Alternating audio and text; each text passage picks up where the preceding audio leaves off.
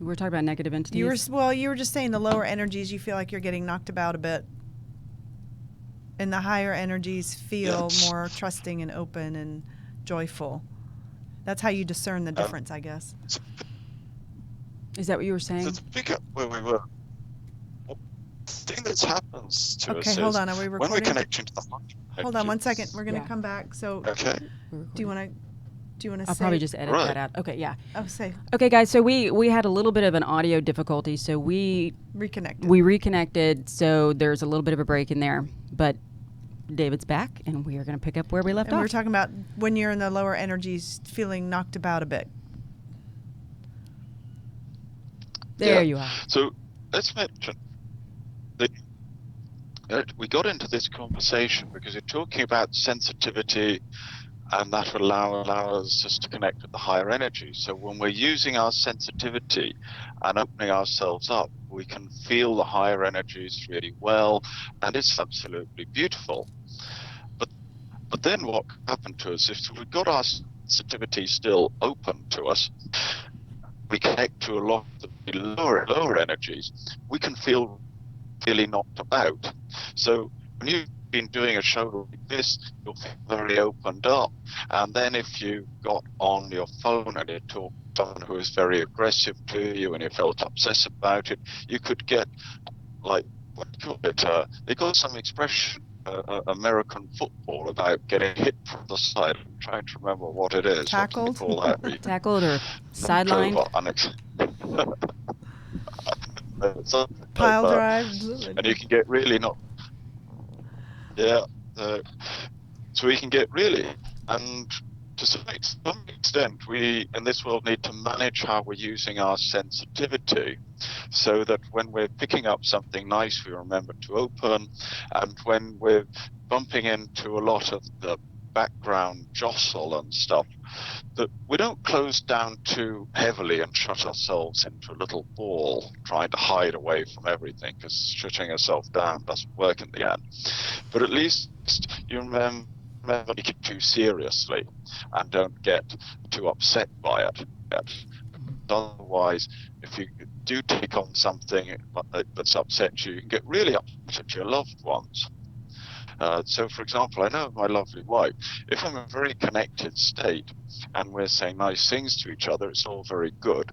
But if someone at that moment makes an unhelpful comment whilst we're all open, you could get a really good argument kicking off, like, straight away, because the person who feels offended will really take in whatever that comment was and be hit by it. So we need to manage our sensitivity and work with the effects of these things. Am I making some sense that way? Yes, and that sounds like number 2 was managing your energies, being sensitive to your energies. Yes. And what we're trying to get you to do is not to have a sort of rule that you have to be open all the time or have to close down all the time, but learn how to adapt with it. And that's one of the wonderful things about working with you two lovely ladies. Those of you have actually learned how to manage your energy system, so you can still do lots of really practical stuff and also have access to a lot of that higher sensitivity. And you realize that it's a great gift, and that's why you're doing this show, so you can share an awareness of that with the people around you.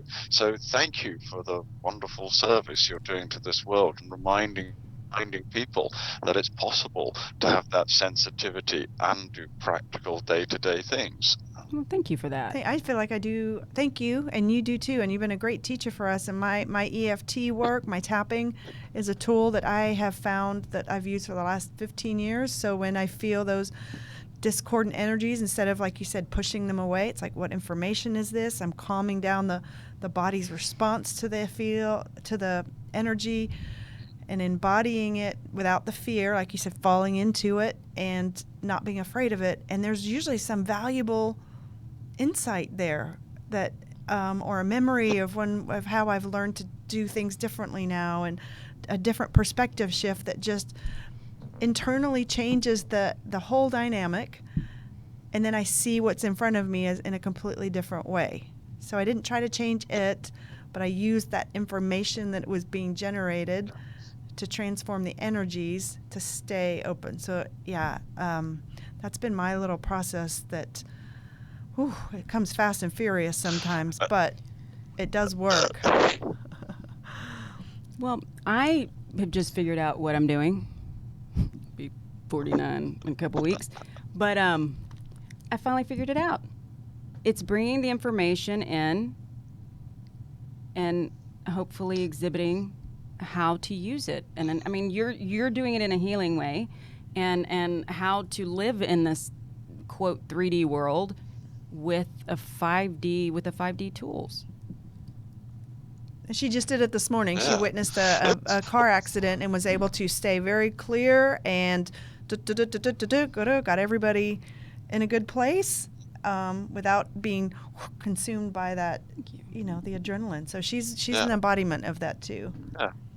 Today. Maybe not tomorrow. But okay, so David, can I ask you something else? I think he wanted to mention something. Oh, did you? I'm sorry. Go ahead. My cues are off. Yeah. Well, the thing also we wanted to get into a subject here is when you're doing this good job of managing your body's energy system and making them like a more stable platform or connection point, as we were touching upon earlier, it's this way of other beings coming through via you.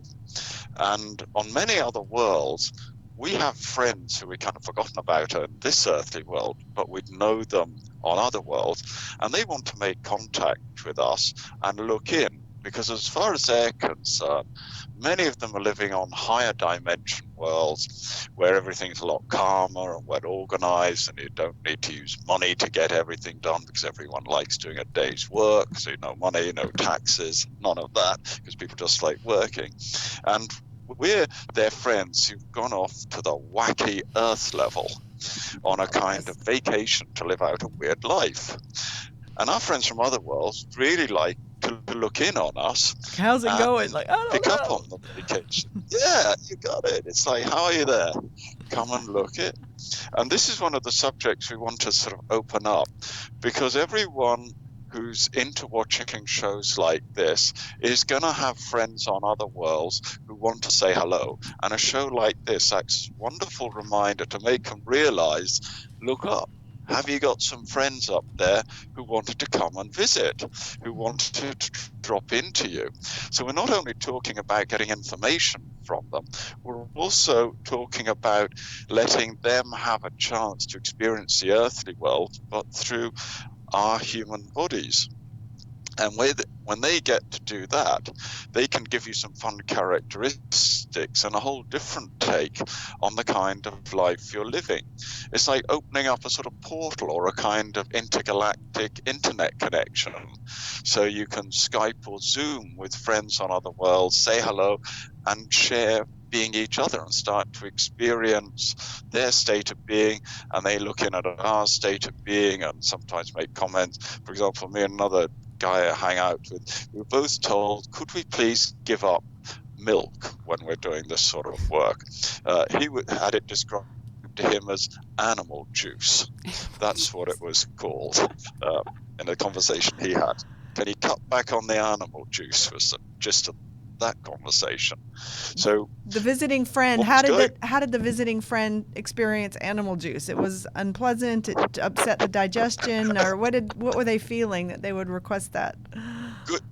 Good for babies, but cow animal juice was sometimes interfering with humans trying to do a lot of astral work. And I was noticing it in that when I'm working, I try not to eat too much during the day. I eat lightly. I get through a lot of grapes, eat a bit of cheese, and also as eating what someone described as horse food, which is like a muesli. And I was putting milk on my muesli, but I was noticing afterwards I was energetically really heavy. And my friends in the other world, when they saw me going to eat that, they saying, do you really want to eat that? It's stupid, you know. And I was saying, well, this muesli will taste horrible without the milk. And they said, no, just have it with water, or maybe eat something better. But anyway, in the end, I put water on it instead. Cardboard.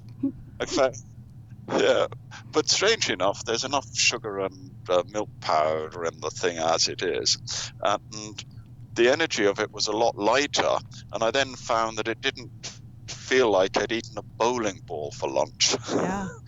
And it could work straight away because the energy of those sorts of animals in cow's milk really wasn't working well for the astral work. So we have these sort of conversations, and they're telling you how to improve the connection. They're helping you improve the link and showing a lot of insights about how they live. So, for example, on another conversation I had with someone on World Wonder, we asked them, do you have Jesus there? Do you have Jesus on your world? And the answer came back, yeah, we had a person you'd understand as Jesus. He's visited several times in a sort of physical embodiment.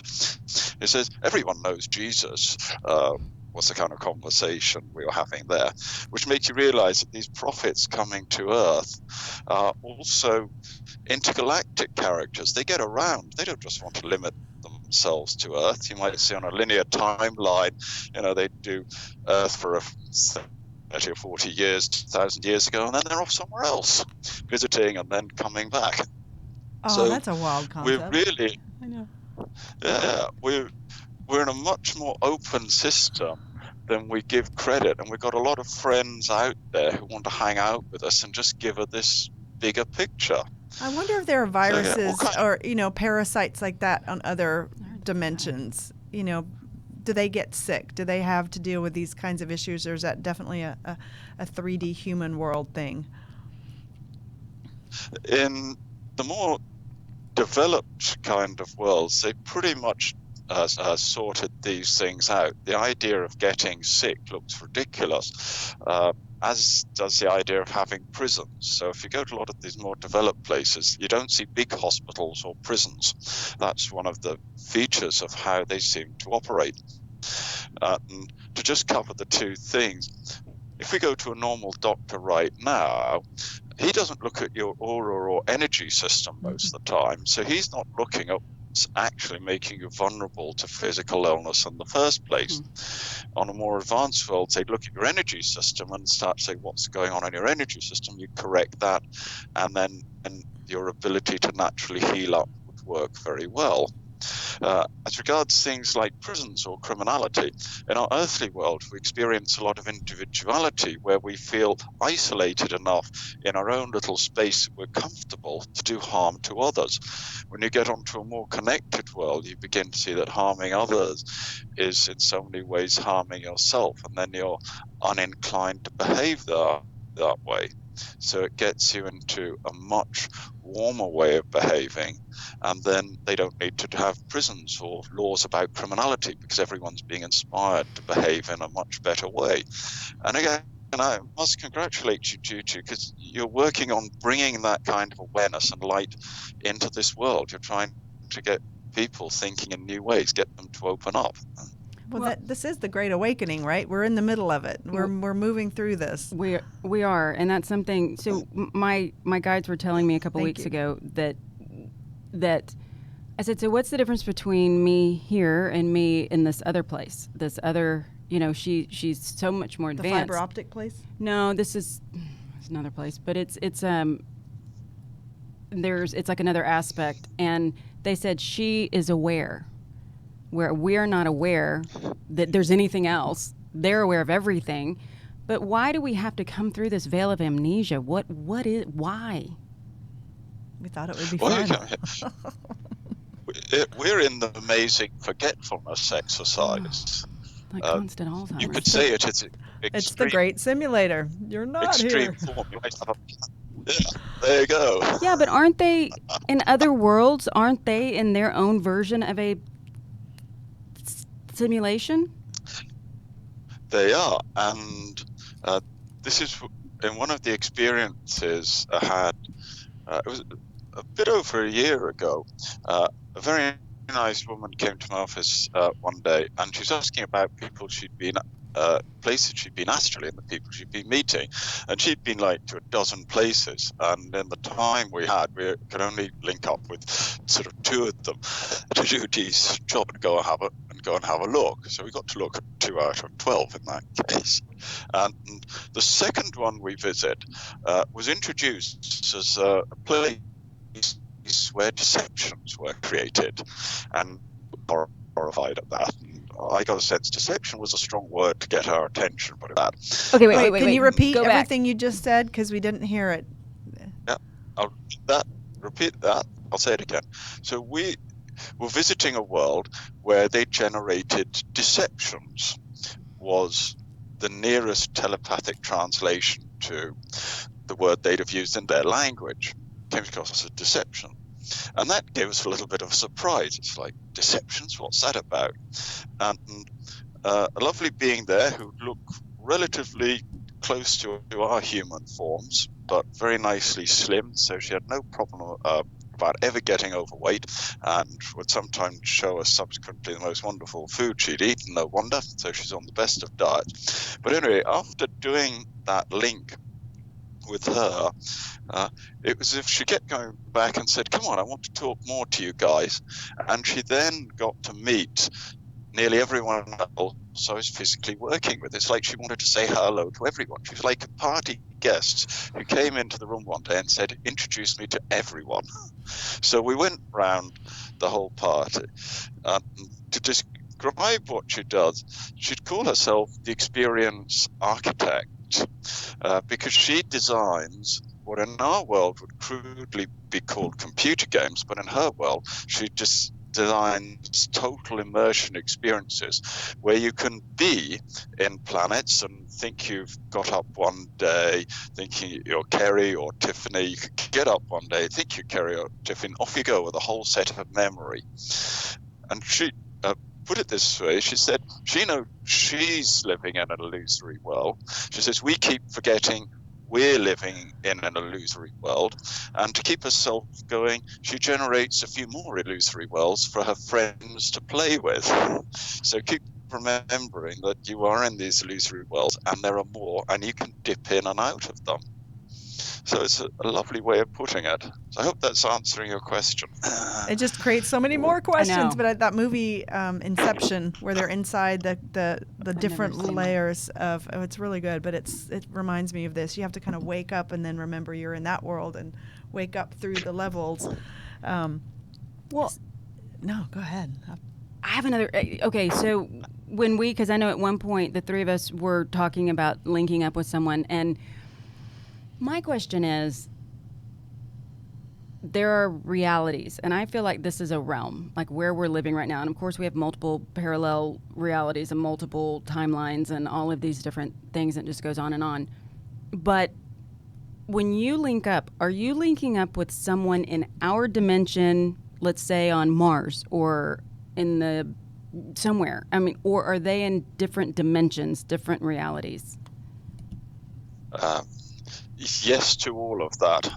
So you can meet up with people who are in our dimensions, or you can go to other dimensions. So a good example of an odd dimension experiment we were running one day.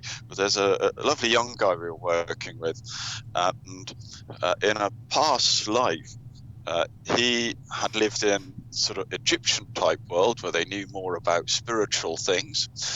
And one day, or actually in fact several days, his presence there was looking into the future and saying hello to this young man version in our time. So the two versions of that same being were linking up with each other and having a little hello, how are you doing, and exchanging a few bits of awareness. So we had that going on. And another good place to visit if you want to do it, you'll find a lot of North American Indians before the white man hit them too hard, did get bored, and you'll find quite a few of them have the ability to look into the future. So they would have often be having a little evening around the campfire, and they would see us appearing in the flames and having a look at their friends in the apparent future, and doing a little conversation like that.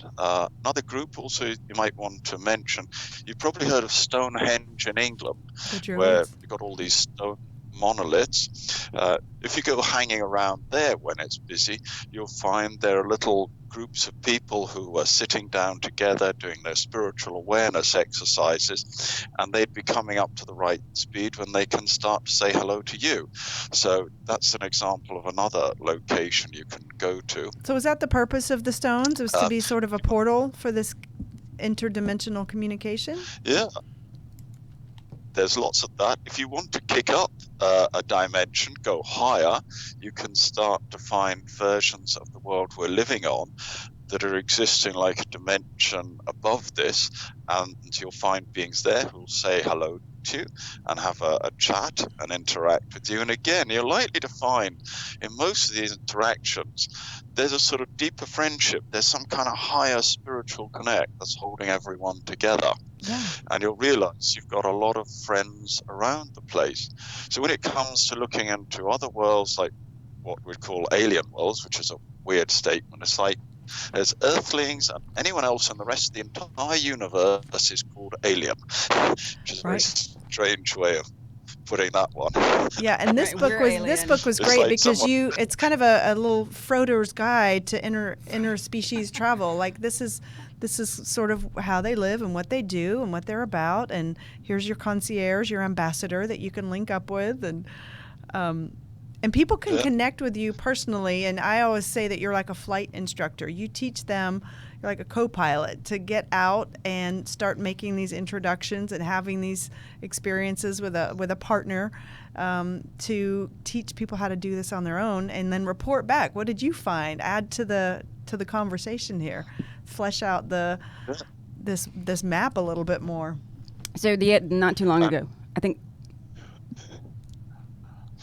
This is what you were asking earlier. How did I learn all this stuff? Well, I've been giving a lot of flying lessons to other people, and we've got to fly all over the universe. And as a result, we've been seeing many things. You might say in a joking way, because they were taking flying lessons, they were paying for the gas. Right. So I got all the free rides around the place. Frequent flyer miles. These are good. Seriously. Well, and the one other question I had about that. Oh, what was it?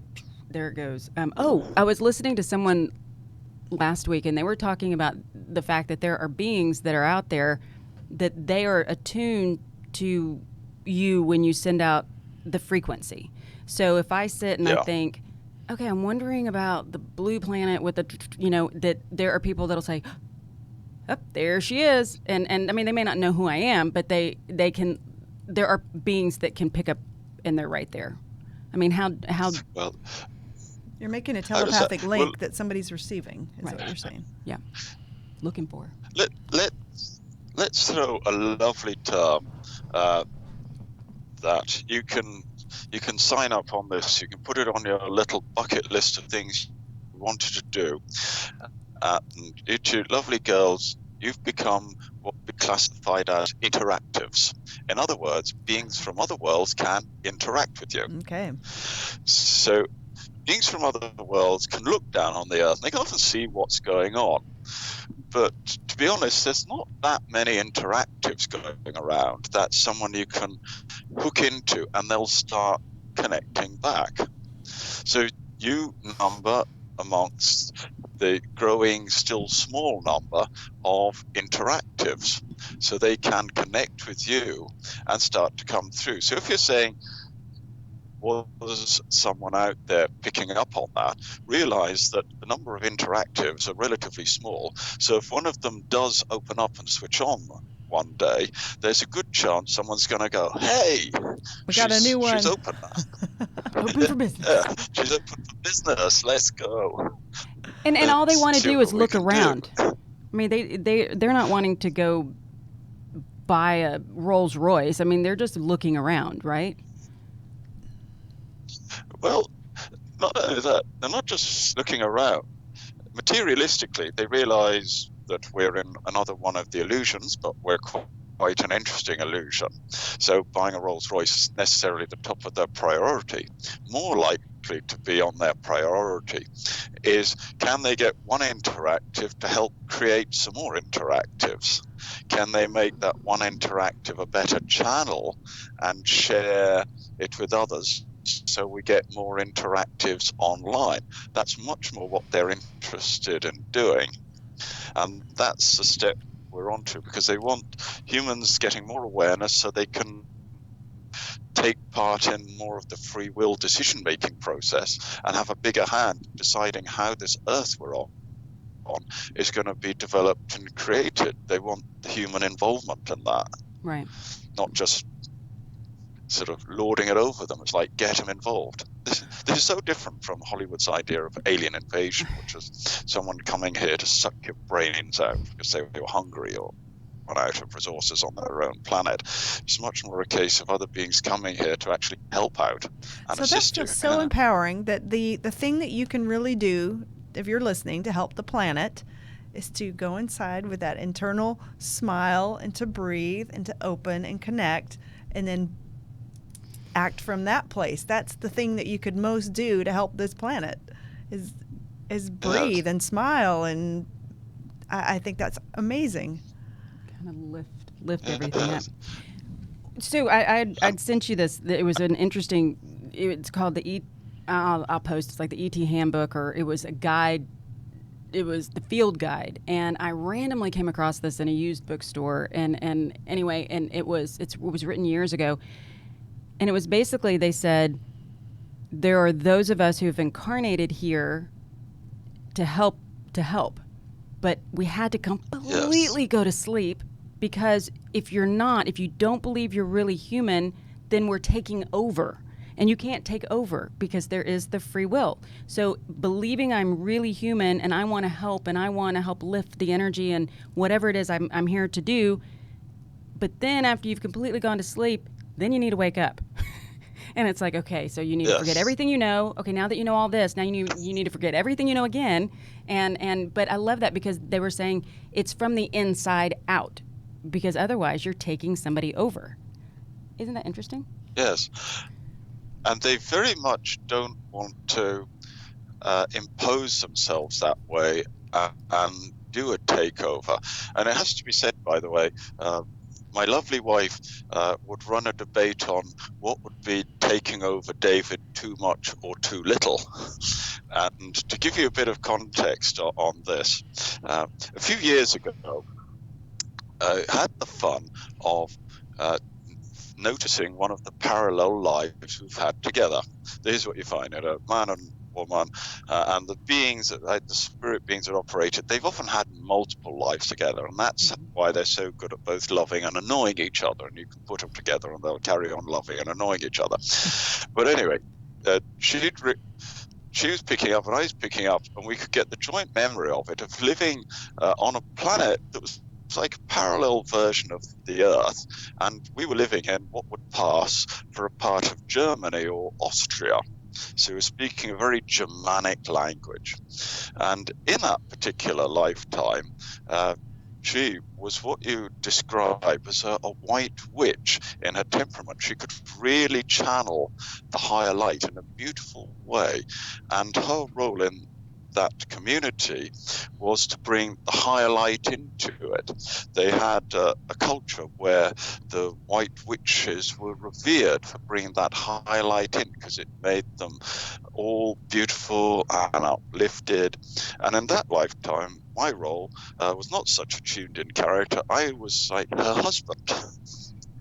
But during the day, it was such a relatively dull activity for that lifetime. I think he was a boss in a steel fabricating firm, like a metal works.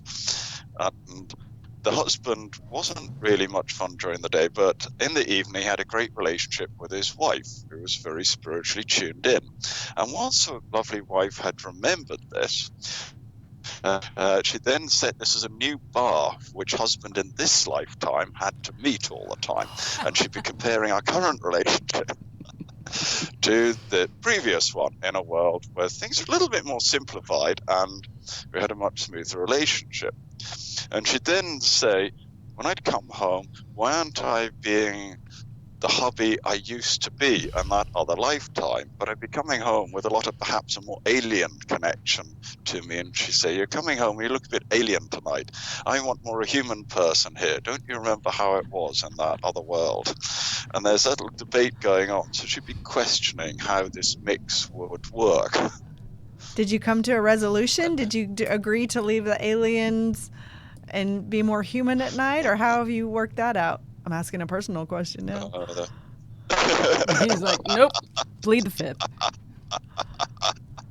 So we say there's work in progress going on. Always.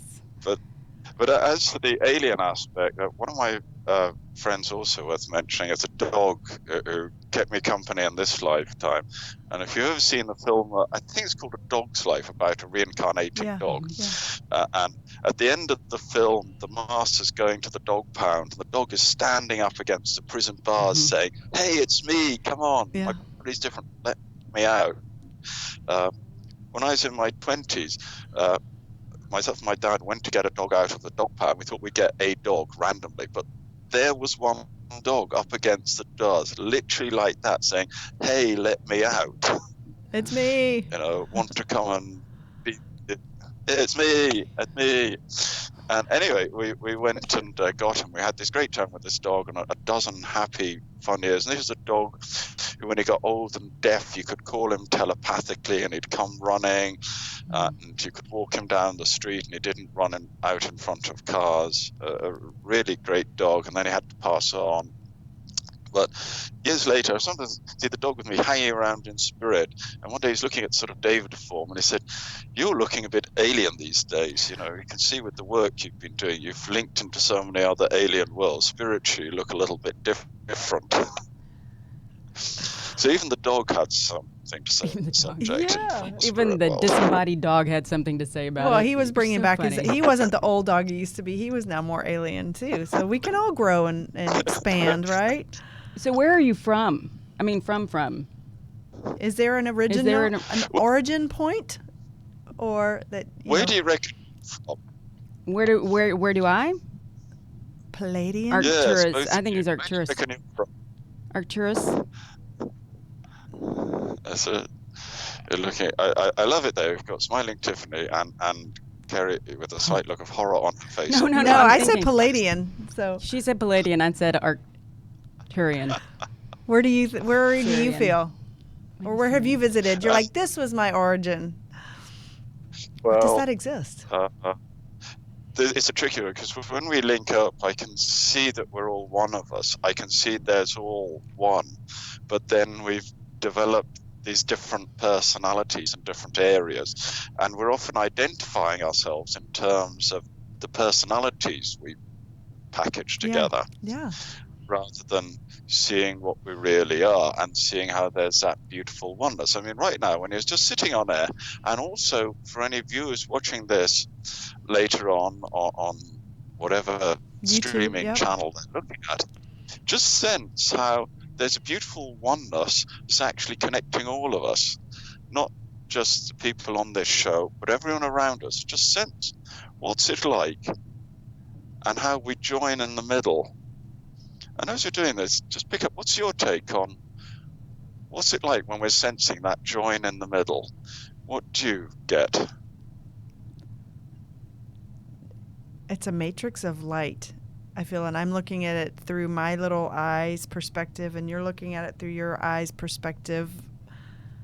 But it's the same thing, just acting out in these different realms and personalities and experiences, but it's that energy of creation. To me, it's just the energy of potential, of non-judgment, of... That's the best way I can describe it. It's a very alive energy. What do I see? Yes, what's it like? As you just sense that oneness, what's it like for you? I see a spider web, sort of what you were saying, with little, almost like, remember those little toys? They were like little wooden wobble heads. Anyway, with little people everywhere, but it's all spider webbed and it's all connected to the same thing. It's just these different experiences. It's almost like the music's coming from the same place. It's just on different channels. Yes. And what's it like at the center? What's that one like? It's really big and blue, and it's like it has a constant awareness in all directions, up, down, and around at the exact same time. And there is no wrong. There is no bad. I don't even sense a center, though. It's just a continuation of it. Yeah, and now that we're sensing it, notice what happens when you give an energetic feedback back up. Because today we've been mostly talking about downloading. What happens if you upload an energetic feedback of appreciation and awareness of what you are? And again, for anyone who's watching this online, do it at the same moment, because all the space-time moments will interlink. So you can share in this moment. What's it like? You literally look back up through the top of your head and let that energy of appreciation flow back into the heaven. Over to you, lovely girl. What's it like when you're doing this? I feel that coming from way down low, going all the way up, and I almost feel like it's reciprocal. It's just appreciation for my appreciation, or like applause, or like there's cheerleaders going, "Yeah, she's doing it!" Like it's and it makes my head tingle. It's nice. It's fun. It's a fun link up. And Kerry, how do you find it when you just let that flow through your system? I know this sounds weird, but it's like I feel it from here, but it's not in here. It's like it's almost from like right here, and it's going up. And I see it all coming down, almost like energetic rain coming down, and you can see spots where it's going back up. It's just very calm. So Very calm. I know when if I have a difficult emotion or an experience that I don't know what to do with, I energetically, the drive-through banks where you put your money in the little chute and whoosh, it wishes it up into the teller and they know what to do with it, and I sort of give that up, and then I feel like I get back the energy that maybe has got the insight or the answer or the help. But that's what it feels like when I'm doing that. I'm sending it up. It's a reciprocal exchange somehow. That's a very crude description of it, but No, it's visual. But this was sending up appreciation. Instead of sending up a problem, I'm sending up thank you. This is amazing. It's an awe-inspiring sort of, when we look at it from this perspective, it's like, and isn't it wonderful that you and so many of the other people sharing this interaction are choosing to do that? They're not only letting the lovely energies download, but they're letting it upload as well. It's a two-way system. That's how it always was, but it's often forgotten that it's this two-way system. And look at it when we're doing that. You'll find it now, by the way, it's much easier for you to breathe. Your energetic awareness is looking good. And if you want to give a quick wave to any team members helping out, you'll have a sense of them at this moment. We've got you doing the three things: breathing, energetically aware, teamwork. That's beautiful. I love how you effortlessly just lead us through this.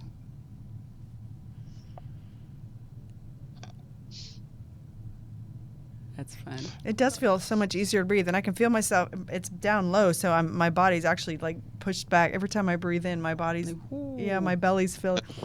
My diaphragm is filling up, so it's a lot more flow. Yes, because we were asking before, what's the air energy about? Was it a bit of oxygen? And in fact, it was a living energy. And when we get more into this aware state, it becomes obvious enough that it's not just oxygen; it is a living energy.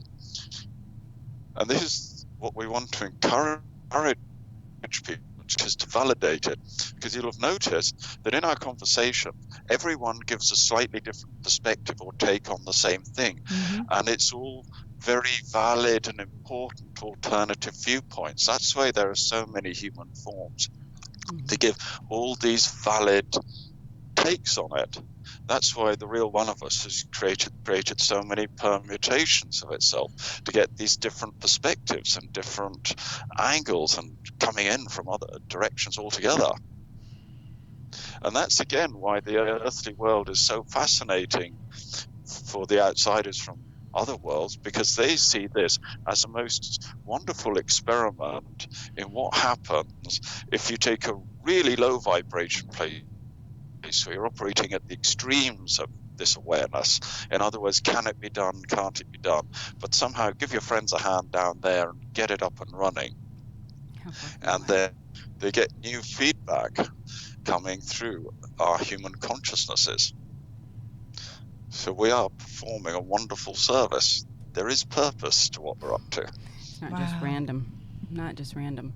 Wow. Okay, tell everybody where they can find you to get your books, your new book. So the new book is The Great Simulator Part 3, right? Because this is considered parts 1 and 2 in this one book.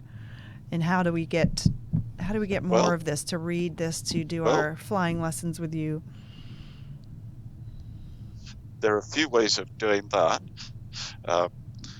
My website is called greatsimulator.com.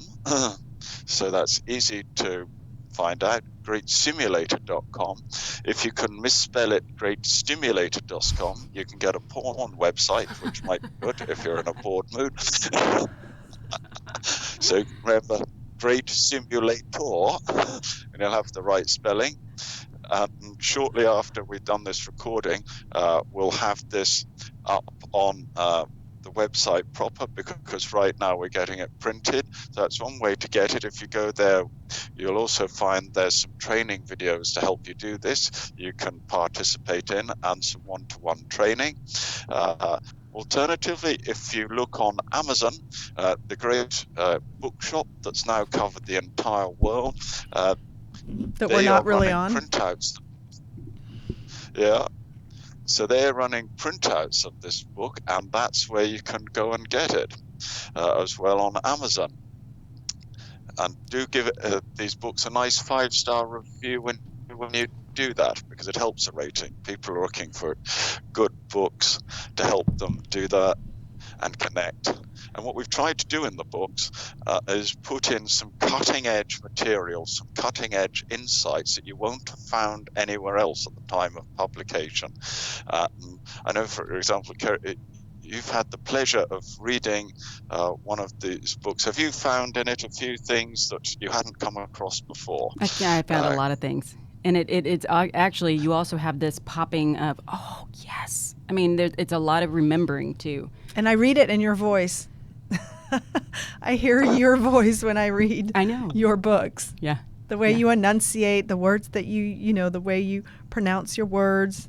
Well, it's your energy coming through these very clearly. It is, and it's an easy read, but there's a lot. It's very practical. Deceptive too. You can't sit and knock out, because I thought, okay, I'm going to read the entire thing before I talk to you.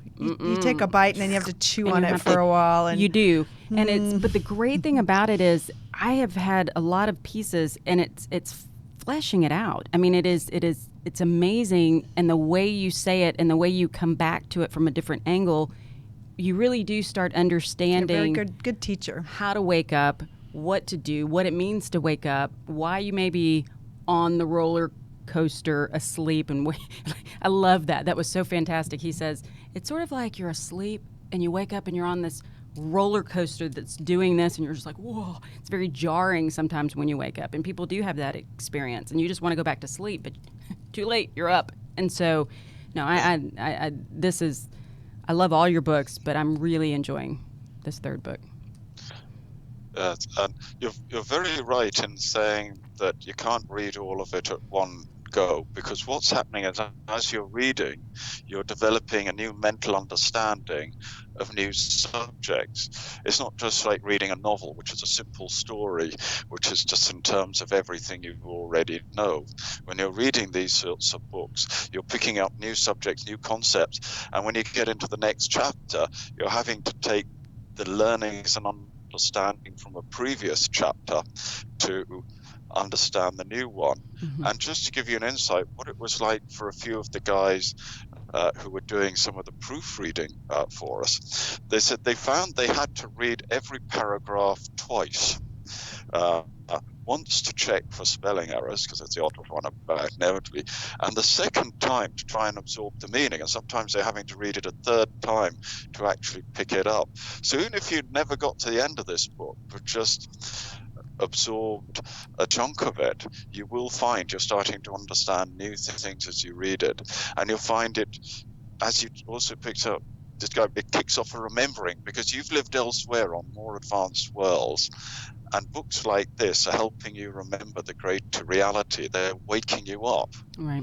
They're bringing you back to an awareness you would have had elsewhere, and now you're developing in this amazing human body you have now. I want to throw you a compliment. Tool. Thank you. I want to throw you a compliment, is that I trust your energy too. And I trust what this says, because it's not done in a big salesy way. There's no big agenda here. You're not trying not selling anything. Yeah, you're very low key about it. You're like, this is the information. Here it is. I can help you find it. I trust your energy, so I'm able to take it in and say, well, what would that really feel like to experience it that way?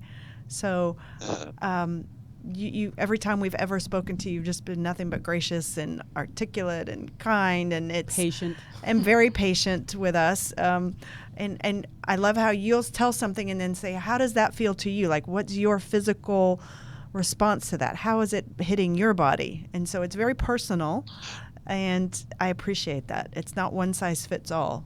Like you said, there's so many different perspectives, and you've had enough interaction now where you take us on our own personal journey through this in a very kind, patient way. Let's look at a little analogy of what we're doing, and that is our bodies can be likened to motor vehicles, like a car. But so often we've been sitting in the passenger seat. So someone in the United States, you've been sitting in the right-hand seat of a motor car. And the car almost steers itself now and again. Occasionally you lean across and grab the wheel, but most of the time it seems to be on its own little journey. And what we're doing in a book like this is not to tell you where you must drive the car. We're simply explaining to you how it works, because if you've never driven a car before, you might not understand how the steering wheel works, how the braking system works, what those little buttons do, what's the feel of the whole thing. We're just getting you understand from a standing start how a car works, so you can then drive it in whatever way you choose to drive it. That's the idea of this. It's up to you to choose what you do with it. We're just showing you how it works and giving you a whole new understanding that you wouldn't have had before. And by getting that greater understanding, you'll find your car can do really cool things and go places you never thought it could until you switched on. See, and that's awesome. And that's the way my brain works. Why?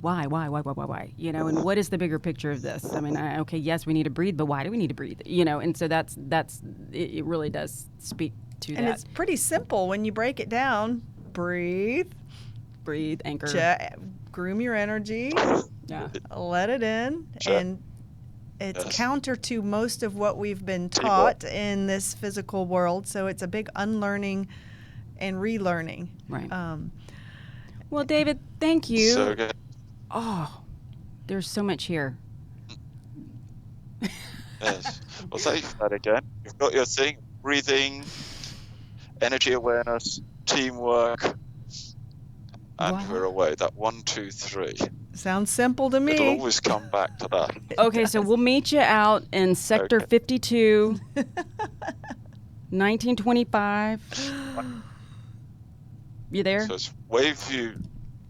Yeah. We'll astral connect. Right. And so for people who are watching, we want to hear your experiences and playing with this and connecting with this, and how did that feel? And if you have any questions for David, go ahead and Reach out shoot to him him. an email. He's at greatsimulator.com. Not Great Stimulator. Greatsimulator.com. And And I think your actual email is david at Simulator. greatsimulator.com. Yeah.